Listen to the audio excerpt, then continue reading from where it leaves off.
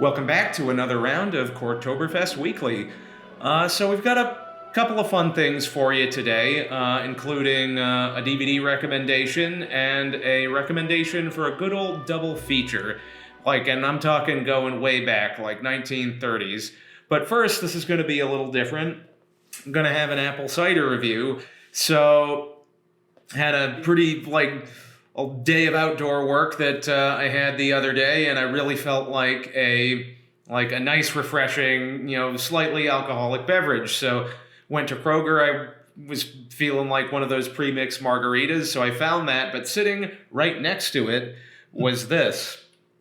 This was Angry Orchard Hardcore, dark cherry apple flavor. Hardcore. Now, I like apple cider a lot. I also really, really like cherry flavor, so I had to pick it up. Now, I generally try not to buy cider because it's lots of sugar. It's very sweet. And let's see, does it have carbs on here? I assume lots of carbs. So I'm trying to shave off that pandemic weight that I put back on, which is sort of an Everest of a climb that's been dogging me. But every now and then is fine.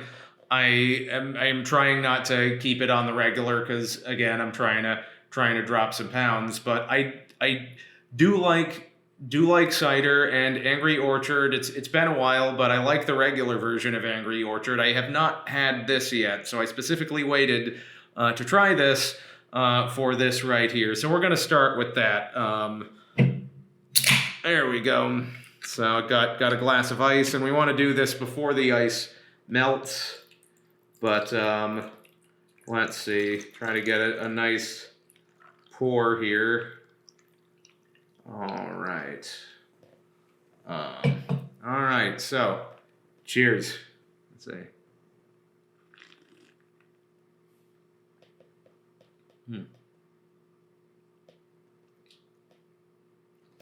That is actually not as heavy with the cherry as I thought. I'm a little disappointed in this. Actually, it's not bad.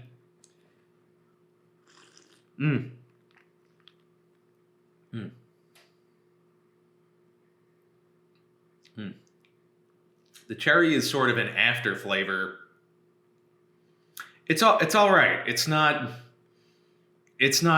bad. I was expecting to be blown away because cherry Coke is the best version of Coca-Cola, but it's okay. It doesn't taste that far off from what I remember just standard Angry Orchard tasting like.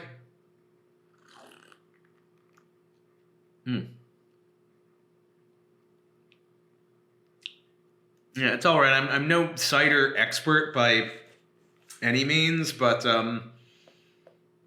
this would be, I think, a sufficient standard cider if you were bringing a cider to a party. It's got a good. It's not it's definitely sweet. It's not obnoxiously sweet.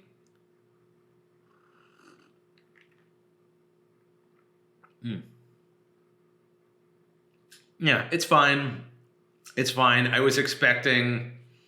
honestly, flavor-wise, I was expecting more. I was expecting more cherry, and I'm not getting the amount of cherry that I desired out of this. So shame on you, Angry Orchard. It's okay. It's okay. It would be a fine standard. You wouldn't go wrong with it, but it's not gonna. I wouldn't add this to the list of oh my God, you have got to buy this cider. And I really kind of wanted. I suppose the Angry Orchard Hardcore is that it's got 8% alcohol volume in there. But I was expecting more. I was expecting to sip it and say, you have to buy this cider. And this is it falls into, you couldn't go wrong with this. It's fine. It's in the it was fine category. So a solid 3 out of 5. In movie terms, a solid 3 out of 5. I was really hoping, based on the look, it's got this really rad, devilish looking, I think it's a tree, an apple tree on there. So I was expecting more. I suppose that's what happens when you shop for things based on what the can looks like. And on that note, I assume when I put my deodorant on, my Old Spice, I assume that I smell exactly like a panther. Because there's a panther on my deodorant case, and it looked rad, so I bought it. Hardcore. All right, so let's get to the movie entertainment stuff. DVD recommendation. Now, I've had this for a while. This is the standard definition. This is the Universal Classic Monster set. So this is going back. This is 1931 to 1956. It covers Dracula, Frankenstein, the Mummy, the Wolfman, the Invisible Man, Creature from the Black Lagoon, and the Claude Rains Phantom of the Opera. And what's great about this set is it does not just include the main titles. There's like 30 films in here. This is the entire thing. At least the entire main thing. If you look on Wikipedia, there's some other more obscure titles that I definitely want to check out that aren't included in here. But in terms of the main line Universal Classic Horror films, they're all in this set. And there is also a set that's on Blu-ray that's the same thing. I haven't seen any of the Blu-ray versions to compare quality. I will say when I looked at the 4K set on Amazon, it looks like the 4K versions only contain the main... It looks like they only contain the main film. So, like, say, you'll get the original Dracula, but you're not going to get, when I get to, like, House of Dracula, Son of Frankenstein, House of Frankenstein, Son of Frankenstein. This version, you get all of it. And the standard definition DVDs look very good. Like, I have not had any complaints about this in any aspect. So you could not go wrong with even just finding the standard definition set of this. I believe it's around $100 on Amazon last I checked. So if you're really feeling a good marathon, this is a really good set to own in terms of physical media. And I haven't really talked about it on any of my episodes yet, but I'm very, very much for physical media because as convenient as streaming is, you don't get all the titles, and you never know when they're going to start ripping titles off of streaming. The only reason I bought Gone with the Wind was I had never seen that movie before because I had very little interest in a 3-hour-long romance in the South. And 2020, during the pandemic, there was some controversy and they pulled it off of HBO Max, and it was like, well, I should buy the Blu-ray right now, which I did, because you don't know. Like, if you have something you love, you should own a physical copy of it, or if it's culturally significant, you should have a physical copy of it, because you don't know when it's going to get pulled for some reason, because we never take any history any art into context anymore. And it turns out Gone with the Wind is a very good movie. I see how some of the characters are, if you're looking at it from a 21st century perspective, it doesn't come across well, but it was the 1930s, and you have to look at the time frame that they were making that film in. But it's a great movie. But so check it out. And I surprisingly enjoyed it. It didn't feel as long as I thought. I was going to be bored out of my mind, and I was not. But anyway, this leads me, with the Universal Classic Monsters, this leads me to the double feature that I want to recommend, and that is Dracula 1931 with Dracula 1931. Now, where I'm going with this is you've got the English version of Dracula and the Spanish version of Dracula, and there's a really sort of cool film history with this film. So now, in historical perspective, 1930, talkies had not been around for all that long. You go back to a silent film. If you're selling silent films overseas, they're silent. They're based on just what you can see, and there are cards, and cards could be you could easily swap them out for a foreign language and just send them wherever over the globe. Once you add sound to it, now you have, how do we sell our movie not just here in America, but everywhere else. And there was a period of time... Hardcore. There was a period of time where Hollywood was making an English version, and then they bring in another crew and cast and crew and do a Spanish version. And that's what happened for Dracula. Dracula, the main English crew shot during the day, so that's the Bela Lugosi film. And then at night, they brought on a different crew with Spanish actors, and they used the same sets and the same basic script, and shot the film again in Spanish.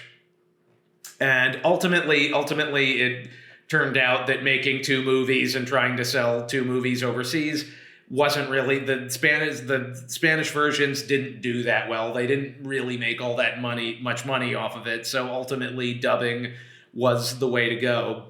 But so you had 2 different versions of Dracula and 2 different crews using the same material on the same set. And for a long time, apparently, the Spanish version disappeared. We didn't have a version of it, and then it popped up again in the 70s, and then a home video release was put out in the 90s. And it's a really interesting comparison. If you double these up, you're getting 2 different perspectives on the same story. So, which version is better?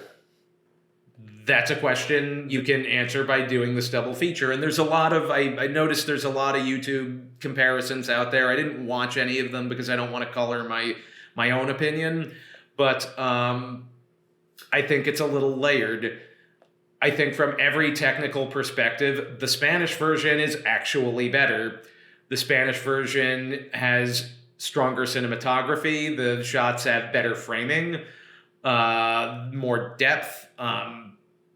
They're just more dynamic looking shots, and it's also edited. It's the editing is a little better. Like, just for example, the scene on the ship where they go from Dracula comes from Transylvania over to England. It's a lot rougher in the Spanish version. But like rougher, I mean like you really get a sense of like storms, and rougher is in a good thing. Like it's shot. It's got more interesting shots, and you really get a sense of how hellish this trip from Transylvania over to England was, where it's a little just, it feels more quick and dirty in the English version. And you look at the title card. Title card in the English version is this graphic that almost looks like a retro version of the Batman logo. The Spanish version has this creepy gothic. It's got this candle. It's very dark. It's got the smoke going on it. It's just it fits the material that they're making. And also, I should note, the Spanish version is 30 minutes longer, so they sort of milk the script a little bit more and they flesh it out. So overall, it's a stronger film. And again, they utilize the sets better, and a lot of the cast is stronger. I think Dr. Seward is stronger. He has a more clear relationship with his daughter. In the English version, it's Mina. In the Spanish version, it's Ava. And there are some really nice moments between the 2 of them in the Spanish version. Harker has a little bit more personality in the Spanish version.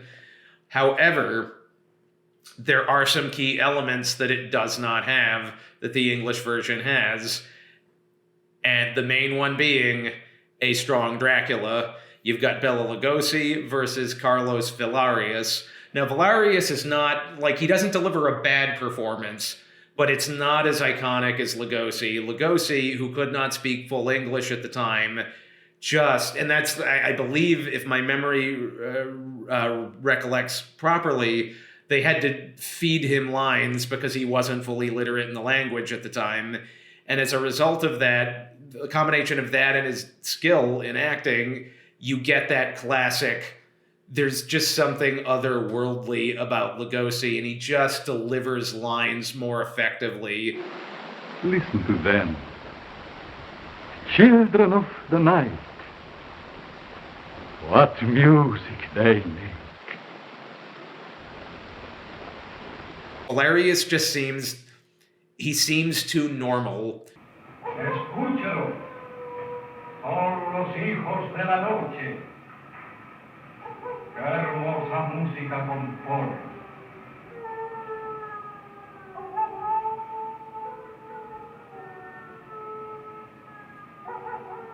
Whereas Lugosi, just the deliberate way he speaks and how he holds himself, it's just, there's just something off. You look at him and there is just something off. The other thing I don't love about the Valerius performance is he's got these goofy, like, when he needs to be creepy, he's got these goofy wide eyes that come off as, to me, more humorous than they do scary. Whereas Lugosi had, like, that man had a stare, and you absolutely believe that he could hypnotize you into doing whatever the heck it is that he wanted you to do.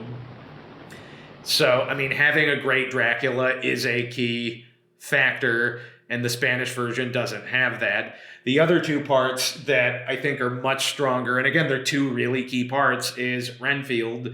Dwight Fry in the English version is a classic performance, and I love the strain on his face. It's the classic depiction of madness. Rats, thousands, millions of them, all red blood. All these will I give you, if you will obey me. And going back to Batman of the Joker, years later, you can see visually how that performance as Renfield was an inspiration for the Joker years later. And I love that performance. It's a classic, iconic performance. Flies? Poor, puny things.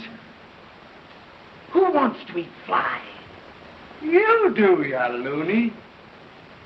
Not when I can get nice fat spiders. And the other performance that I think is stronger, and again, I think these are three very key roles that you need to have strong performances out of, is Van Helsing. And in the English version, Edward Van Sloan he just has a stronger vibe about him. He just radiates authority. And his interplay with Lugosi is fantastic. We know how to save Miss Mina's soul, if not her life. If she dies by day, but I shall see that she dies by night. And I will have Carfax Abbey torn down stone by stone, excavated a mile around. I will find your earth box and drive that stake through your heart. There's a really fantastic back and forth after Van Helsing pulls the mirror trick and sees that you can't see Dracula in the mirror. And, he reveals that to Dracula, and Dracula acknowledges that Van Helsing is a very brilliant man. And it's the respect that these adversaries have for each other is palpable on screen.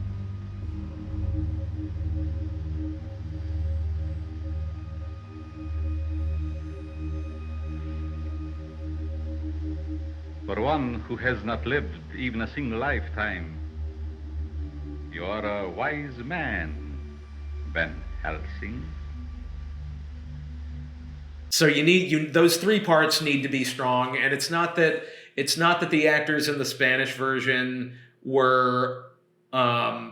They were not bad. They were quality performances. They just don't rise to the level of iconic the way that the English performers in those three roles do. I actually would I would give a lot of the other performers in the Spanish version a one-up on the English version. Again, like Harker, I thought was stronger, and Dr. Seward, I think, is stronger. And also, I will say another interesting note is that the wardrobes are different. The Spanish version, so the Mina/Ava character, a lot of it is in sort of a nightgown, and the Spanish version was allowed to have a much sexier nightgown. Like, it's much lower cut than the English version, which they hike up, and that's English end of it, we were a little bit more prudish on that front. And let's just say I dig the Spanish nightgowns. They're pretty good. Hardcore. They are pretty good. And to put all these points right back home, another comparison that I think is pretty cool is the final shot of each of these films. The final shot in the Spanish version is this elegant wide shot of the set with Van Helsing mourning Renfield below the stairs, and these stairs going up, and Harker and Ava walking up the stairs. And I don't remember, I honestly don't remember what the final shot of the English version is right now, but it's not quite as iconic. So it's interesting. The film that was forgotten to time, in a lot of ways, is the better film. But again, with the English version, you've got 3 great iconic performances. So really, I think you should double feature these and make up your own mind. You can't go wrong with watching either one of them. Neither of them are bad. It just, in my opinion, one of them, all of the technical aspects are stronger than the other. So definitely check these movies out. The Universal Classic, and this will bring me back to the DVDs, the Universal Classic horror films are very, very charming. They have a lot of personality. They're not scary the way that modern films are scary, but you've got sort of the black and white factor, the gothic factor, and it's just absolutely worth your time to check them out and not to let these be forgotten, because they're a big part of American cinema, and they're worth checking out. I grew up on them, and I think you should watch them. And if you can find a copy of this box set, it's well worth having in your collection. So I will wrap things up right here, and I will see you next week for some more movie chat, and have an awesome week. Oh, and also like, share, subscribe, do all the things.